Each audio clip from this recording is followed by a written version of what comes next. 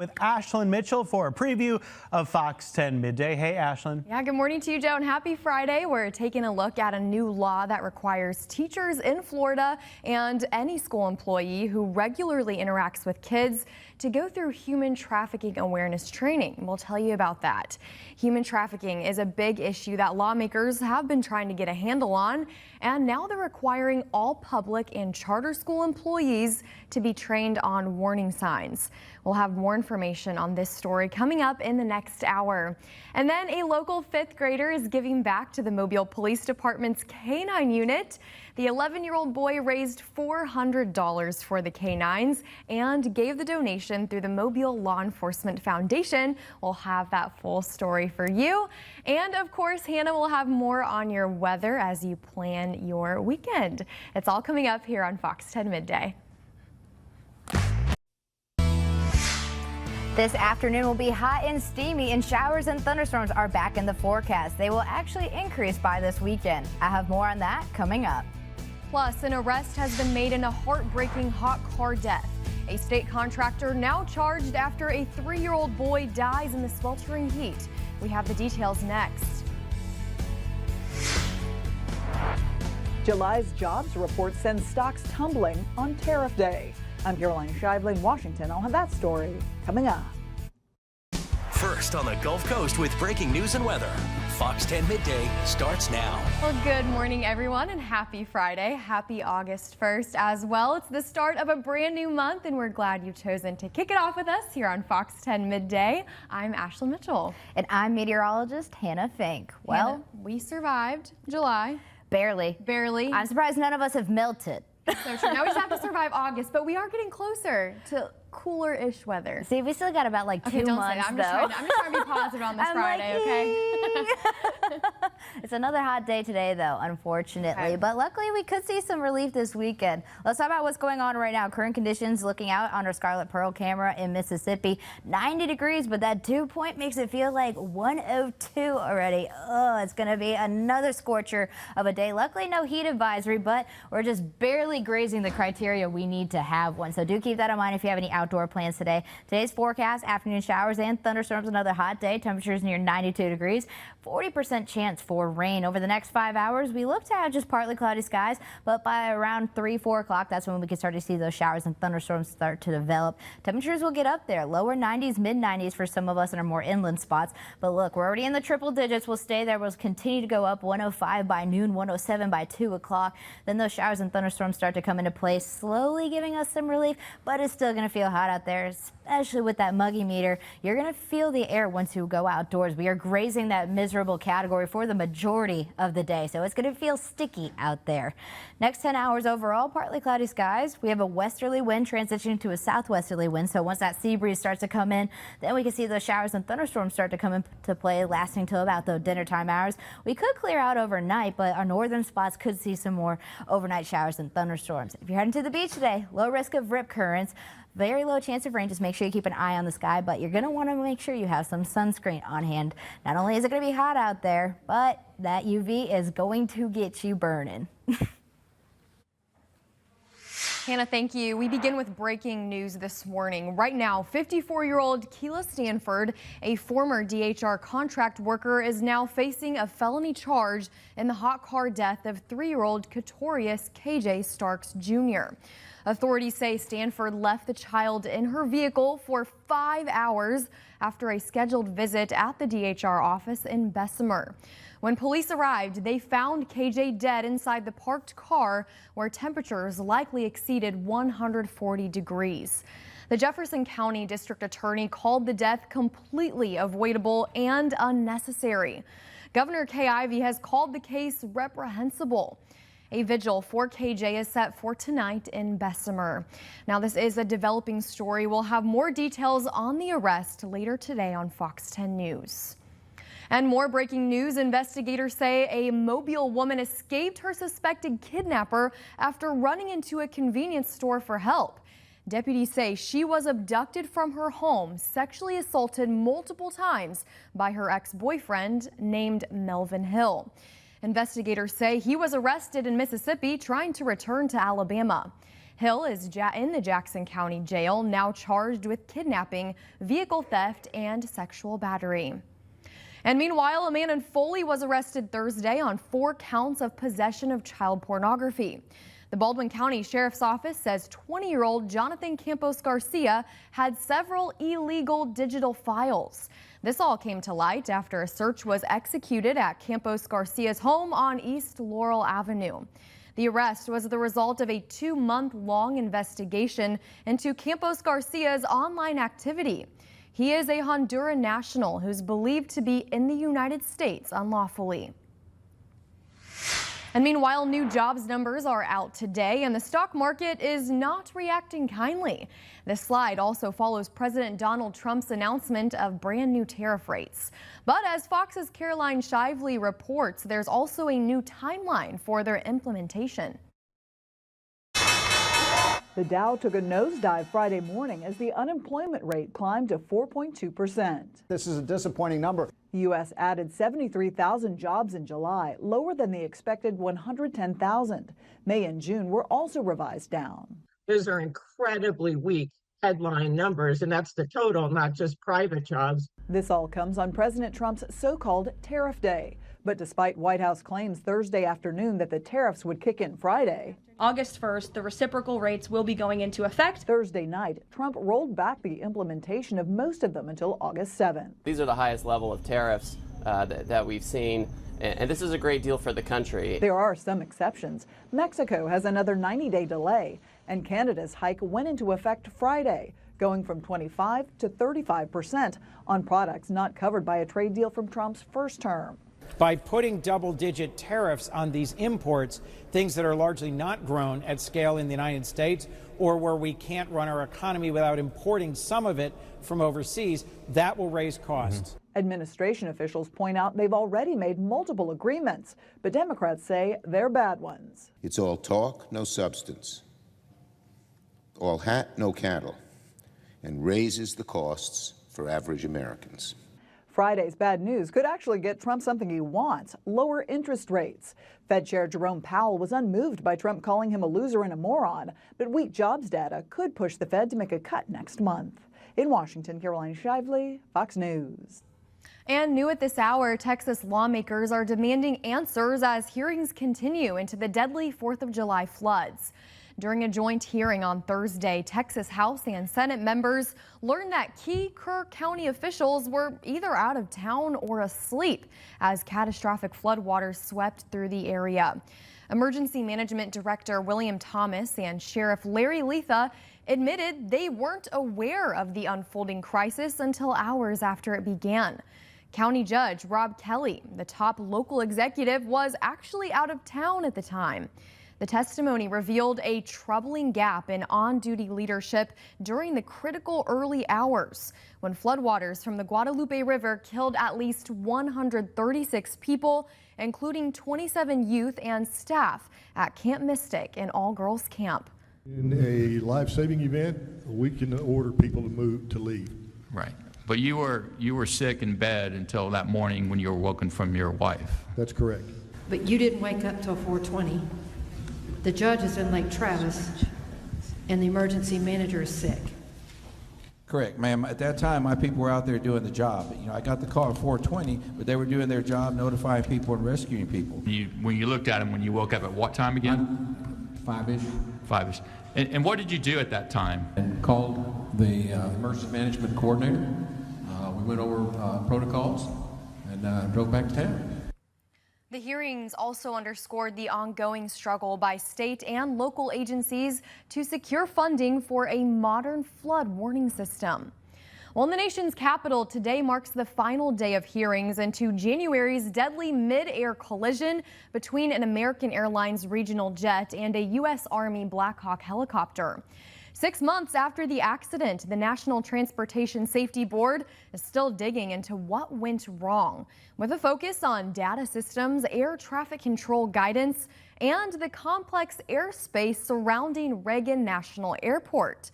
The NTSB chairwoman emphasized the thoroughness of the investigation and why this process can't be rushed. Okay, and we read them all, we study them, and so it might take a while. It's very important to me, especially more important than I think, and I think the members would agree, that the technical panel be able to ask their questions. They are the investigators. I do not want them shortchanged at all. The hearing is expected to wrap up today. A determination of what caused the crash, though, will come in January. And meanwhile, Boeing is facing new legal trouble, this time from 4 Alaska Airlines crew members who say they were traumatized by the mid-air panel blowout on a January 2024 flight. The incident left a gaping hole in a Boeing 737 MAX 9 as it climbed past 16,000 feet. Now, 4 flight attendants have filed separate lawsuits claiming physical, emotional, and financial damages. They're seeking compensation for economic losses. Back in June, federal investigators blamed both Boeing and the FAA for safety failures that ultimately led to the accident. Boeing, though, has not responded to the lawsuits. Alaska Airlines said it doesn't comment on pending litigation, but praised its crew for their bravery and quick action. Well, authorities in Mississippi arresting 72 people in connection to a massive statewide human trafficking and sex offender bust. The Mississippi Attorney General says some 400 law enforcement officers took part in the 2-week sting called Operation Guardian Force. We're told they were able to rescue more than 24 victims. Advocates say if you think you're in a similar situation, there is help. We have a link to the National Human Trafficking Hotline on our website. That's fox10tv.com. And in the meantime, thousands of Florida children are victims of human trafficking. And now the people they interact with every day will be better trained to spot the signs. A new law requires teachers and any school employee who consistently interacts with children to go through human trafficking awareness training. More than 1,500 possible cases of children being trafficked were reported to the Department of Children and Families between July of 2023 and July of 2024. It's been an issue lawmakers have been trying to get a handle on for years. Now they're requiring all public and charter school employees to be trained on warning signs. Advocates say this should fit in with other training teachers are already required to have. We're not expecting or trying to impose any additional burden on teachers. We're just trying to give them the tools and resources to recognize the things that they already see. They just didn't have the infrastructure in place to report it. School districts have until December 1st to make sure all staff complete that training. Well, many folks are finishing up their back to school shopping, and we'll show you how some are helping others in need. Plus, a warning for parents as measles cases surge. Vaccination rates are slipping. What health officials say could put your child at risk. Next, but first, let's check in with Hannah. Our radar is looking dry for the most part, but there is one teeny tiny shower making its way into Pensacola. One thing to keep in mind is showers and thunderstorms will start to develop slowly throughout the day, starting around 3 o'clock. So make sure you have an eye on the radar and keep an eye on the sky if you're outside. We'll be right back after this.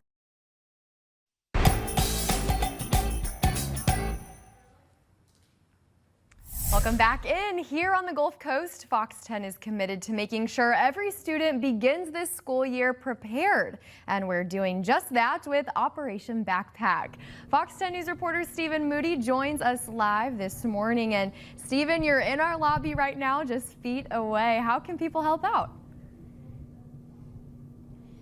Yeah, Ashlyn, good morning. Yeah, today is the last day for Operation Backpack, and we've gotten plenty of donations, which we definitely appreciate, but every little bit counts. And today our partners help to make sure that students across our area have everything that they need. Operation Backpack is once again helping to change the lives of students across the area. We're teaming up with Sandy Sansing, Tobias & Comer Law Firm, and White Spunner Construction to help us collect school supplies for local children. And items like clear backpacks, notebooks, 3-ring binders, pens, and paper go a long way. Tobias & Comer Law and White Spunner Construction spent Friday morning dropping items off at our newsroom. we're all from here. All of us grew up here in Mobile, went to school here, and we always like to give back to the community. We're here to help people, and this has been a great way. We want to thank Fox 10 for this opportunity. Just this idea is so good and so helpful to the community. It means a lot. You know, one of the biggest things we care about at White Sprinter is our culture, our community, and our people. And by that, I think one of the most important type of people is going to be our younger generation, those people in schools that are coming up. And so it's a big blessing to be able to give back to the community and really contribute to those types of things. All donations will go to children in the care of Mobile and Baldwin County DHR. And it's a team effort. Tobias and Comer Law got some help from Educators Resource, and our other partners were also assisted, all for the children. And as a local firm, that's what we're here for. We're here to help this community in what we do. We're here to help the people of the community, and we just love to be able to do something like this. We're always working with the next generation, so how much more important is it to contribute into those people coming up in elementary school, middle school, so on, making sure they're getting the supplies, the things that they need. It really is a humble blessing to be able to do it. And you can see here the supplies that were dropped off to our Fox 10 studio here today. Just tons of great backpacks and pencils and pens, markers, everything that a child needs for a successful school year. Now, we are still accepting donations here at our Fox 10 studios here located on Satchel Paige Drive. So come on in. Today is the last day to participate. Reporting live this morning here inside of our Fox 10 studio, Stephen Moody, Fox 10 News. All right, Stephen, thanks so much for that update there. Looks like there's still some space in those boxes behind you, so bring those donations. We will gladly accept them and thank you in advance. And with school bells ringing as soon as next week for some students and teachers here on the Gulf Coast, we're committed to making sure your new school year gets off to the best start. That's why we're putting on a special focus on back to school. So starting next week on Good Day Gulf Coast, we'll be talking to officials from our local school systems during our 7:30 half hour each morning, from calendars to school supplies to bus routes and more. We'll have everything you need to know to make this back to school season a success. So join us starting next week on Good Day Gulf Coast for our special focus on back to school. And with just weeks to go until the school year, public health officials are urging parents to get their children vaccinated. This comes as parts of the country continue to see those measles outbreaks. Fox News senior correspondent Steve Harrigan has the story. As the country sees its worst year for measles in decades, vaccination rates are once again declining.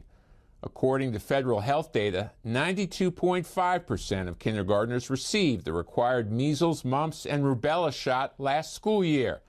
That's down about 0.2% from the year before. I used to see maybe once a week or once every other week. I am seeing more on a daily basis. The number of children exempt from vaccine requirements also reached an all-time high of about 4% last year. According to the CDC, every state allows exemptions for children with certain medical conditions that prevent them from getting shots. Most will also consider religious reasons. But doctors say they are seeing a growing number of parents requesting non-medical exemptions. I have different levels of parents that will say there's poison or they're seeing that on TikTok. Health officials blame the declining rates in part on vaccine hesitancy and online misinformation during the COVID pandemic. Before then, the vaccination rate was about 95%, the level needed to protect communities against outbreaks. This threatens the safety of our children. It threatens them actually getting measles and the complications of measles, which can be encephalitis, which is a brain infection. The CDC says vaccinations are still the best way to prevent long-term complications from the measles. In Atlanta, Steve Harrigan, Fox News.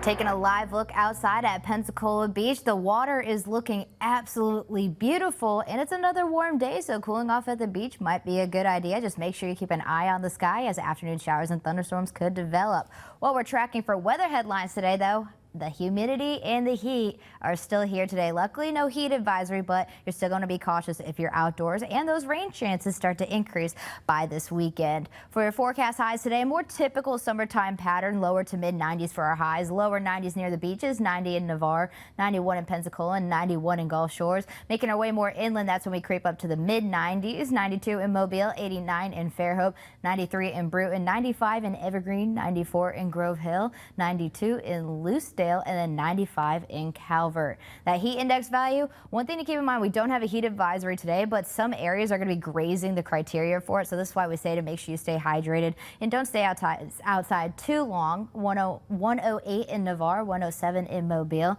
105 in Evergreen, and 106 for Chatham. So we're still in the triple digits for that feels like temperature out there. And that's all thanks to our muggy meter. We are grazing the miserable category, so it's going to feel like you're wearing the air. It's going to feel very hot and sticky throughout the day today. For your afternoon planner, partly cloudy skies will be in the lower 90s, 92 by 1 o'clock. Then we start to cool down just a little bit. That's because we have some showers and thunderstorms starting to come into our area around 3, 4 o'clock. And that'll continue on into the dinner time hours. Here's the hour by hour breakdown of those rain chances. We have a 40 to 50% chance of showers and thunderstorms into about 7 o'clock. Then we have a lower chance of rain throughout the overnight hours. Here's our future cast. Some of those coastal showers can slowly make their way inland around noon, but we'll start to see those spark off more around 1 o'clock, or especially near I-10. Then around dinner time, some of those could start to push inland, and we start to see showers develop off to our west. That could push into our more inland spots, so we can see some rumbles of thunder in the early overnight hours. That could push until about midnight. We have that cold front north of us that is also fueling these thunderstorms. That's where they're lasting into the overnight hours a little bit longer. Beach forecast is also looking good into the weekend. Low risk of rip currents throughout the entirety of the weekend until Sunday. Just make sure you have a backup plan just in case. Don't cancel any of your outdoor plans as we can just have a backup because showers and thunderstorms are going to be likely. In that cold front, here's a look at how it moves through our area. It's in central Alabama right now, but Saturday it slowly moves through our area. There's showers and thunderstorms right behind it, and then it starts to move in through our area. Sunday morning it stalls, so it's going to elevate our rain chances. So we're going to have high rain chances Sunday into the beginning of our work week. And luckily, nothing in the tropics right now. No new tropical development is expected over the next 7 days. But we are now in August, so this is when we start to see an uptick in activity according to climatological data. So we'll continue to keep you updated here at Fox 10 on all of your tropical updates. 7-day forecast shows not a hot start like we've been seeing the last couple of weeks, but those rain chances are not going anywhere. So we'll be in the upper 80s for the most part, just a couple degrees below average, but that cold front does not bring us the relief we would like. And one more thing to keep in mind is those rain chances are not going anywhere either. We are going to see those stay elevated through Tuesday, and then we go back to that typical summertime pattern. Welcome back into Fox 10 Midday on your Friday. It's World Lung Cancer Day, and this year alone, the American Cancer Society estimates there will be nearly 125,000 deaths in the U.S. from this disease. And while awareness and screenings have helped to decrease the number of new lung cancer cases and deaths, there's still a lot of work to be done. In today's Health Minute, Mandy Gaither has 5 things you should know about this disease. In recent decades, the U.S. has made strides in the fight against lung cancer, but the disease continues to be the #1 cause of cancer deaths in the country. Whenever I discuss it to patients or to the community, they're always shocked by it. They're like, I thought it was breast cancer. I thought it was colorectal, because they always get the attention. Dr. Panagi Scalia-Santos with the American Lung Association says that's why continued awareness is key in continuing the decline in lung cancer deaths. The first thing to know, anyone can get the disease, not only people who have a history of smoking. While tobacco use still may be the #1 cause of preventable cause of lung cancer, those smoking rates in the United States have fallen drastically, but lung cancer incidence has not. Next, while it's still the deadliest cancer, the survival rate for lung cancer has increased by 26% the past 5 years. Third, lung cancer screening is available, but only about 16% of those eligible are getting screened. Fourth, if you or a loved one is diagnosed with lung cancer, get the tumor tested for biomarkers. It can help determine the best treatment for you. And finally, disparities remain. The State of Lung Cancer report shows people of color are less likely to be diagnosed with lung cancer early when it's more treatable. They're also less likely to be alive 5 years after diagnosis and more likely to go without treatment. What I will plead with any individual is, if you have smoked in your lifetime, talk to your doctor, and he or she can discuss if it makes sense to screen you. For Health Minute, I'm Mandy Gaither. And meanwhile, in these extreme temperatures we've had all summer here on the Gulf Coast, it doesn't take long for your body to become dehydrated. That's why it's super important to drink plenty of water throughout the day, including sports drinks with electrolytes and a mix of non-caffeinated drinks. Some doctors even say they're seeing an increase in patients right now who are dehydrated, and they're urging people to not wait until you are thirsty. That's a sign your body is already starting to become dehydrated. There are other symptoms you need to look out for too. Your eyes can be sunken in if the dehydration continues to progress to a more severe rate. You can have palpitations or your heart feels like it's racing. So dehydration doesn't look just like being thirsty. It can have a lot of different symptoms. Doctors also, you can eat water-rich fruits and vegetables to stay hydrated as well. And still ahead on Fox 10 Midday, lower drug prices could be coming by the end of September, all thanks to a new push by the Trump administration. We'll tell you how, but before we go, let's toss it over to Hannah. I know we've all been praying for a cool down after those heat advisories we've had all week. We do have a very weak cold front move through, but as you can see, it really doesn't do all that much for us. It just drops our degrees from the average temperature just by a couple numbers there, but we're going to feel a slight difference. Don't go anywhere. We'll be right back. Committed to you. This is Fox 10 Midday. Welcome back into Fox 10 Midday at the half hour this morning. Are you struggling to keep up with your prescription drug payments? Well, you're not alone, and now the White House is promising to take immediate action to bring those prices down. Here's Fox News correspondent Madeline Rivera with more. President Trump is making a big push to lower prices on prescription drugs. On Thursday, the president sent letters to the 17 biggest pharmaceutical companies, telling them to deliver immediate pricing relief and sell their drugs to Americans at the same rates they do in other developed nations. Right now, brand name drugs in the United States are up to 3 times higher on average than anywhere else for the identical medicines. The letters cite an executive order signed in May that mandates Americans get access to drugs at most favored nation pricing. But the president says he wants to go further and predicted drastic price cuts because he says he's willing to take on big pharma. We're going to get them down 1,000%, 600%, 500%, 1,500%, numbers that are not even thought to be achievable because I've used a certain talent that I have and convinced the drug companies that you have no choice. But most of the drug makers say they're already working with the feds to bring down prices, and this type of public admonishment is not helping. Pfizer writing in a statement that the company is, quote, working closely with the Trump administration and Congress on solutions that will increase access and affordability. The White House says this can be a collaborative effort if the drug makers comply with the executive order. The president expects to further engage with them immediately in good faith to deliver relief for American families. The president is asking drug makers to start lowering prices by the end of September. In Washington, Madeline Rivera, Fox News. And listen to this. A local 5th grader is giving back to the Mobile Police Department's K-9 unit. 11-year-old Grayson Hovell was able to raise $400 for the K-9s by selling coloring sheets 50 cents a piece. The donation was given through the Mobile Law Enforcement Foundation. It's a way the community can support local police officers, from the K-9 unit to SWAT and more. We caught up with Grayson and his mother, who says she couldn't be more proud. I was so proud. His dad and I, we were ecstatic, and especially to find out how much money he raised with these 50-cent coloring sheets. We're proud of him, and it just shows that our kids can make a difference. People just started buying and buying them. I was excited because they were buying so many coloring sheets. Great job, Grayson, and proof that you can make a difference no matter your age. Grayson says he wanted to do this in honor of his dog that died and because he wants to be a police officer when he grows up.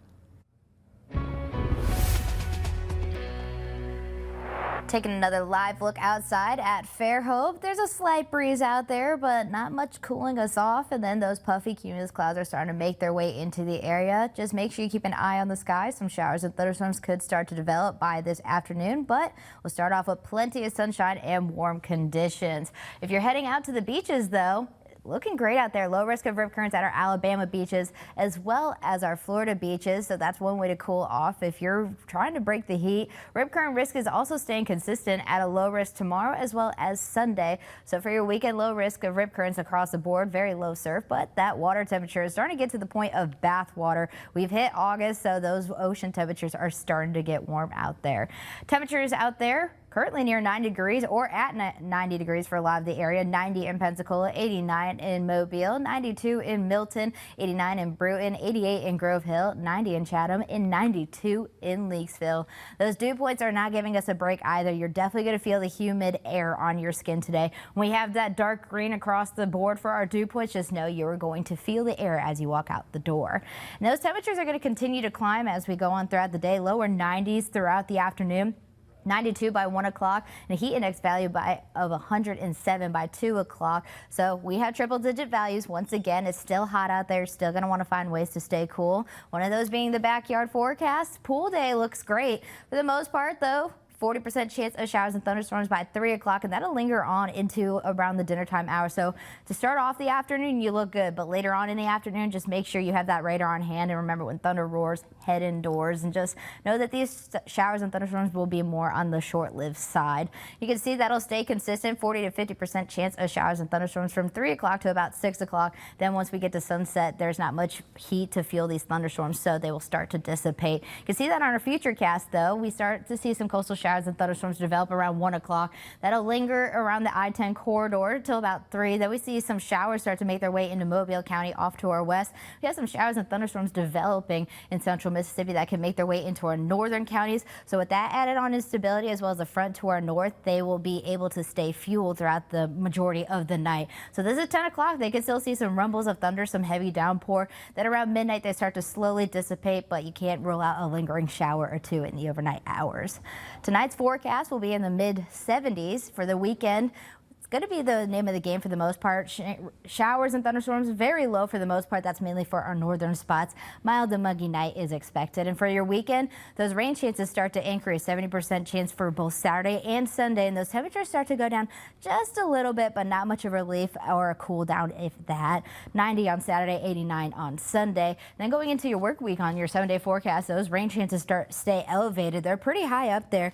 Then we start to go back to our typical summertime pattern by Wednesday. Temperatures in the lower 90s. Scattered showers and thunderstorms are expected by the afternoon with a 40% chance of rain. All right, Hannah, thank you. Well, a governor calls for an end to prop betting. A collaboration on a new defense aircraft and the EU's highest court rules on defeat devices. Fox's Eben Brown has today's business headlines. Ohio Governor Mike DeWine calls for an end to player prop betting. DeWine made the call as 2 players on the Cleveland Guardians are being investigated for alleged involvement in sports gambling.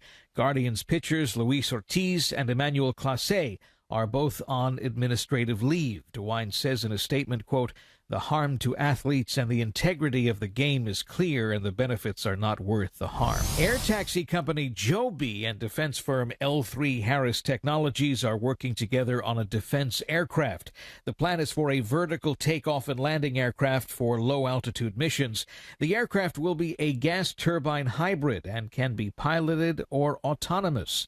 Flight testing is planned for this fall, and operational demonstrations are planned for next year.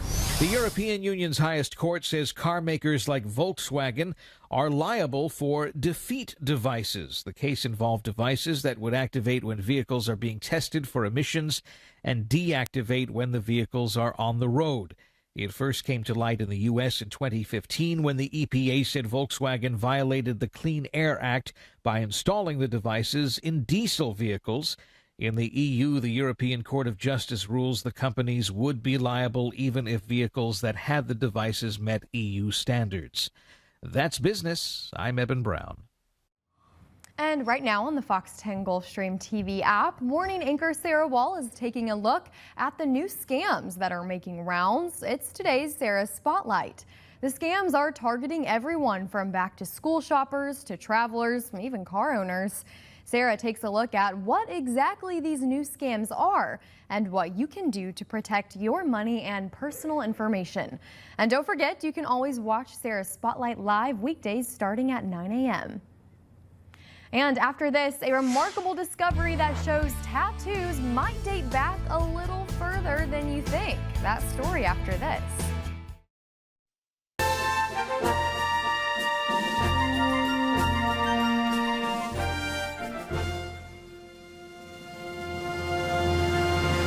On August 1st, 1907, the U.S. Army Signal Corps established an aeronautical division, marking a significant step towards the formation of the U.S. Air Force.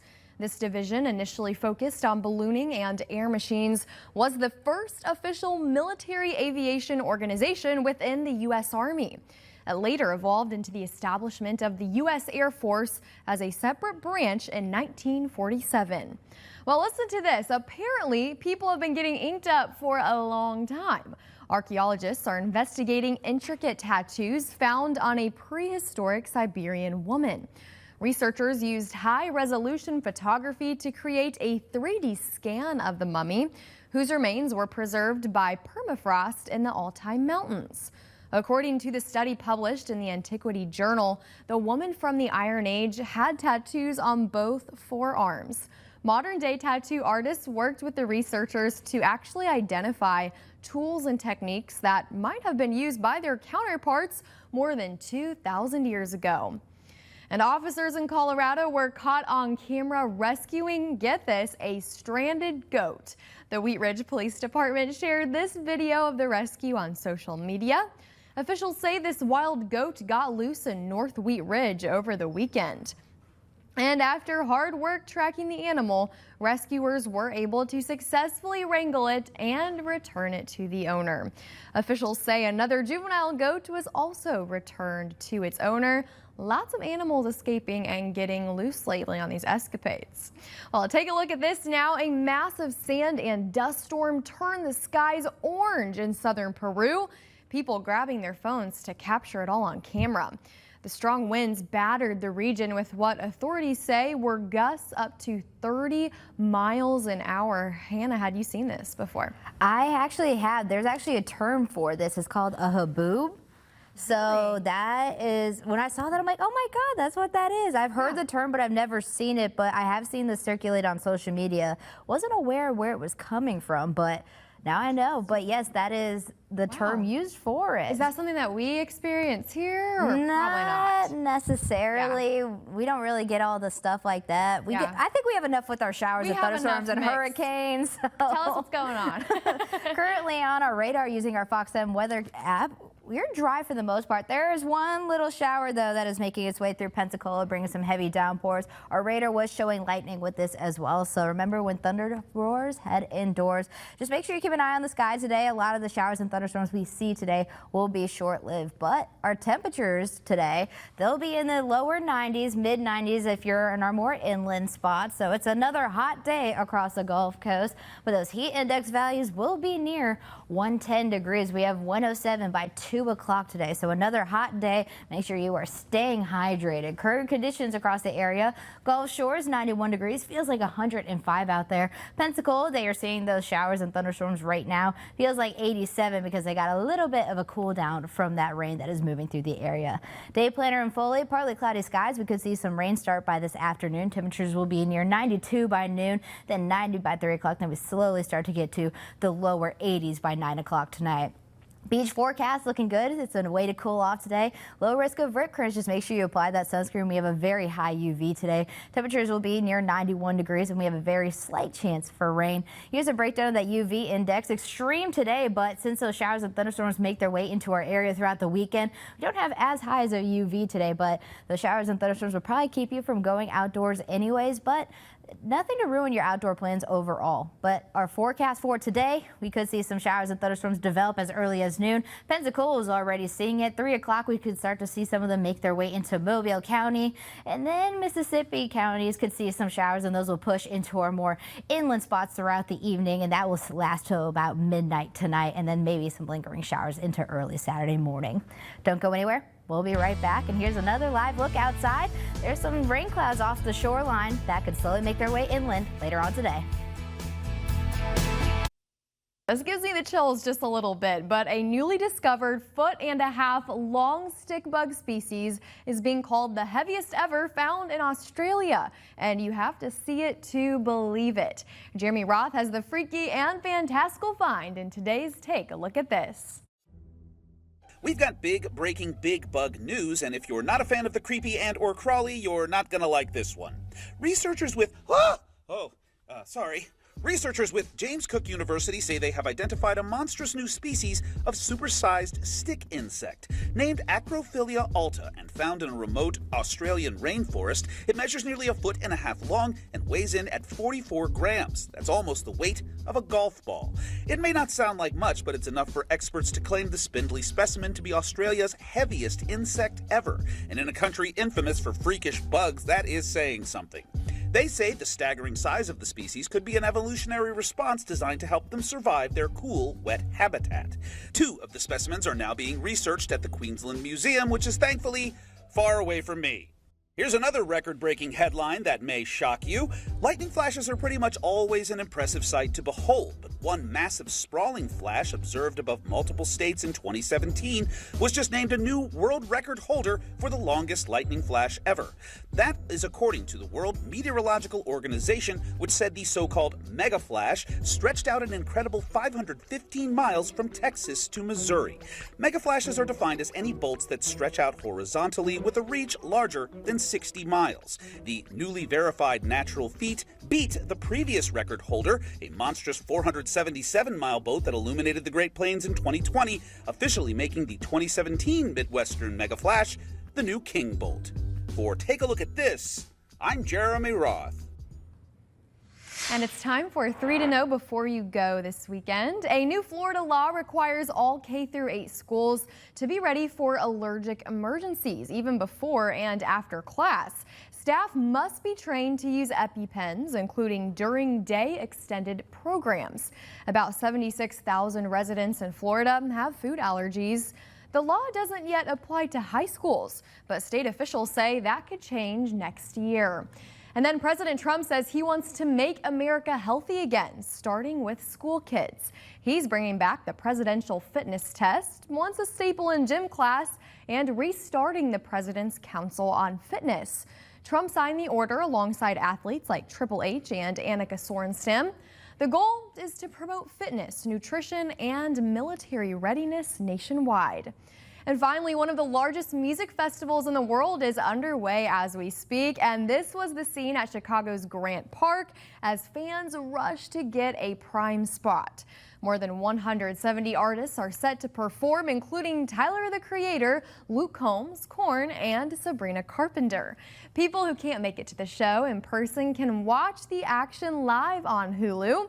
Lollapalooza usually attracts around 200,000 attendees. Hannah, looks like a great lineup list there this year. It does. Funny enough, even though it's from, they do it in Chicago. I'm from Chicago. I've never been. Yeah. I avoid the city during that time. It is absolutely nuts. Even around it, there's always traffic. You've never actually been? I've never actually been, but honestly, I'll probably be watching from my living room now. Now that I know it's on Hulu. Stay comfy, cozy in the AC. Exactly. Show Stormy some, There you go. Let's take one more look at your forecast. Your day planner today, we start off with plenty of sunshine, then those rain chances start to come back around 3, 4 o'clock. That'll linger through the dinner time hours, scattered showers and thunderstorms. We have a 40% chance of rain today. Temperatures will be in the lower to mid 90s. For your weekend, though, those rain chances really start to increase, 70% for both Saturday and Sunday. Temperatures will be in the lower 90s, and we have a slight cool down by Sunday, but that cold front doesn't bring us any of the relief that we wanted. You can see that on our 7-day forecast. We'll still be in the upper 80s, but that feels like temperature will be in the upper 90s. So rain chances stick around, and it's still going to be hot, but not as hot as what we've been seeing. It is. Hey, a little bit of a light at the end of the tunnel for August. Happy August 1st. Thanks for watching us here on Fox 10 Midday. Be sure to stick around for Fox 10 Live starting at 3 p.m.